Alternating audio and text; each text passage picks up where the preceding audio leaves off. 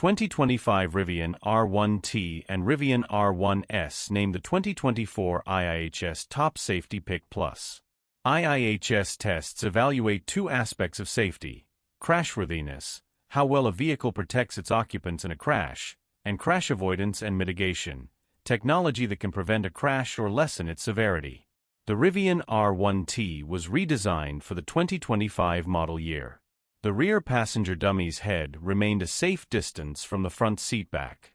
Rear passenger dummy injury values indicate a low risk of injury to the head or neck and chest. During the crash, the shoulder belt remained in an ideal position on the dummy's chest. The rear passenger dummy's lap belt moved from the ideal position on the pelvis onto the abdomen, increasing the risk of abdominal injuries. The Rivian R1S was redesigned for the 2025 model year.